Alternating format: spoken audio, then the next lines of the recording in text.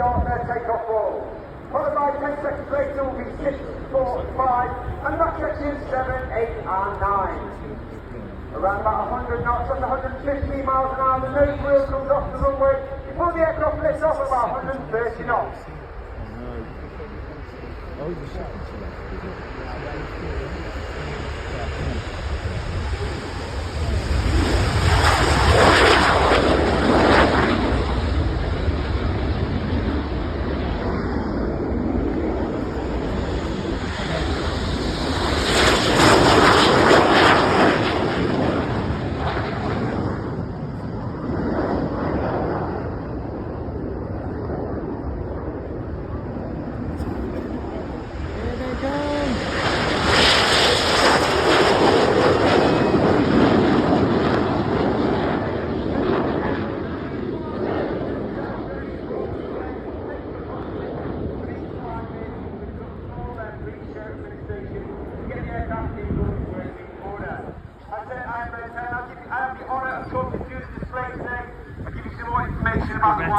That's going to be tall. About the red arrows themselves, all about pilots and what we do on red arrows. But more importantly, I'll get your eyes into the correct piece of sky.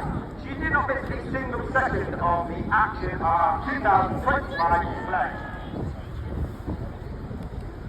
Having celebrated our 60th diamond display season in 2024, we are back in 2025. Our red arrows continue to inspire the future. To our new aircraft displays, colourful flight paths, and engaging ground events.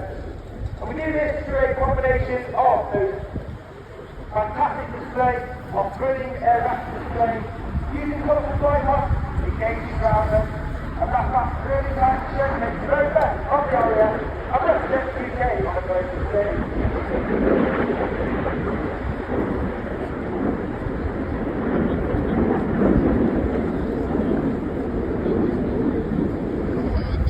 One of the roles of the Red Arrows, of course, represents our service to the Royal Air Force and Cold War personnel, who are still as busy today as they always have been.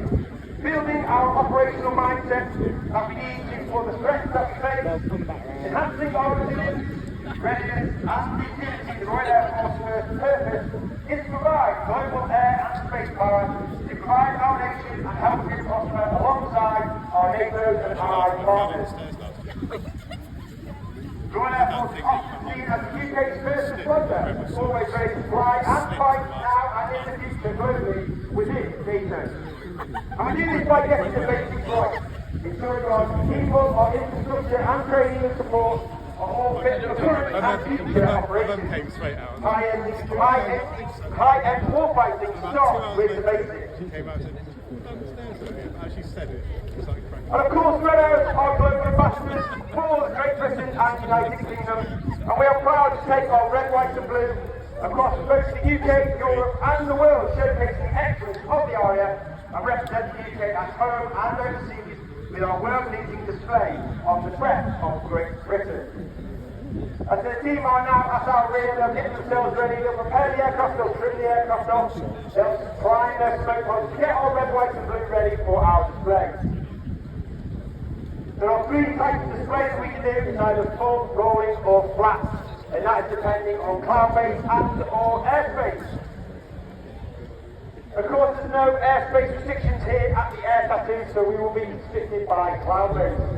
We need about a 5,500 foot cloud-based for a full show, 2,500 to 3,000 foot for a rolling show, and about 1,000 to 1,500 feet for a flat show. And that decision will not be made by Red Ward until approximately 10 to 15 seconds as it runs into the show, assesses the cloud base and makes that decision. But of course, as the weather changes, the dynamic ability of the Red Arrows, we can change our show halfway through the show or mix it up. If we see a gap, the Red One might decide to take it full or else keep it flat. Oh, okay. There you go. Okay, I'm glad you... Because there's lots of metal things, you realise that? An extremely busy couple of weeks we've had over the last couple of weeks. We were at Goodwood for the last 4 days before we took a break. Then here at the Royal International Air Tattoo. We're actually taking off after our display later on this afternoon. We're flying up to Newcastle, staying there the evening before we then drop into Aberdeen tomorrow. Yeah, I'm waiting for where them, we because display at the Aberdeen Tour ship tomorrow evening before we're returning back to our home base around about 9 o'clock tomorrow evening at RAF Royston in Lincolnshire.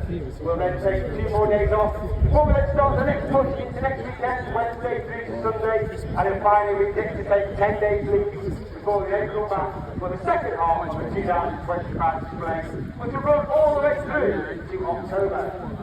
At the end of the contract shows we then take a couple of weeks off with a much needed rest before we then pick off straight into the training for 2026. When the team arrive, we'll be flying in a formation called Battle. That means it's the large V formation you see flying over the capital for His Majesty King Charles III's state event and his birthday.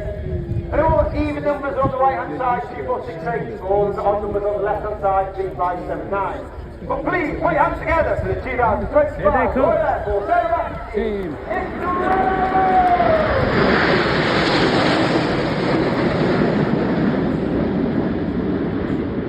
Eases up ever so slightly. He continues the ball, which means he's gone for the full arrival. Driving at over 400 miles per hour, you now see the aircraft start to collapse and fall on world famous Diamond 9. Reaching a height of over 5,500 to 6,000 feet, the aircraft slowing down to only 120 miles an hour. Red One now brings them back down and twists them around to the right.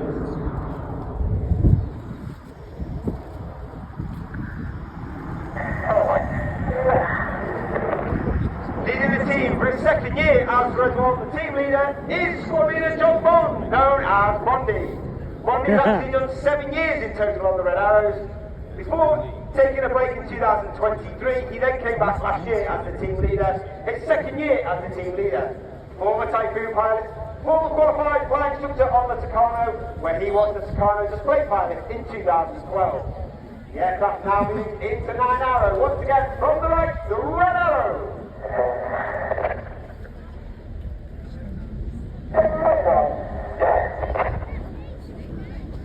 On the right-hand side of Red 1 is Red 2, Flight Lieutenant Rob Thomas. Rob is in his first year on the team. He was uniquely taken from training and made into an instructor on the Hawk Team 101 before completing his own training and then joining the Typhoon Force, where he served on 3 squadrons on operations over Iraq and Syria. Then become an instructor with 29 squads in the operational conversion unit, all based at RAF Conisbee in Lincolnshire.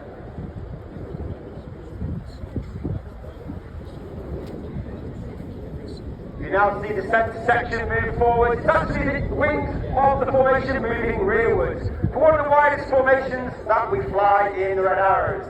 As the team roll out, the smoke will come on for the Swan. Here comes the Swan. You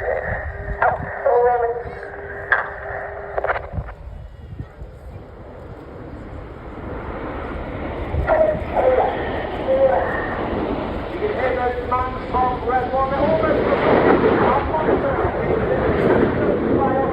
by ear rather by eye.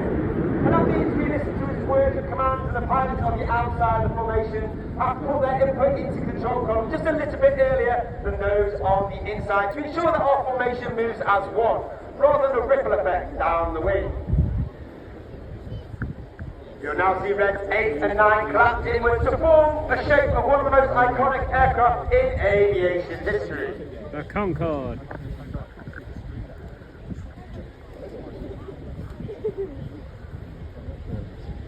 The smoke comes on for the Concorde. The Concorde.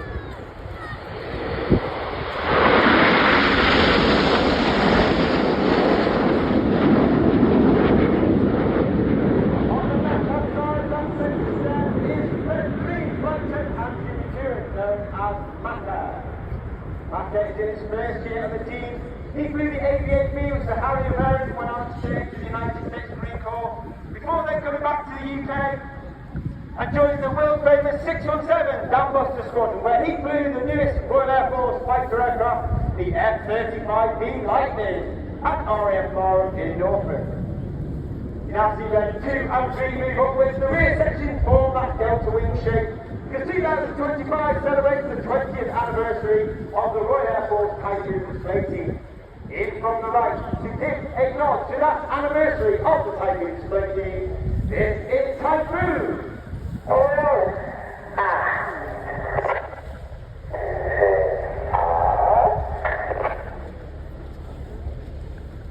Here they come.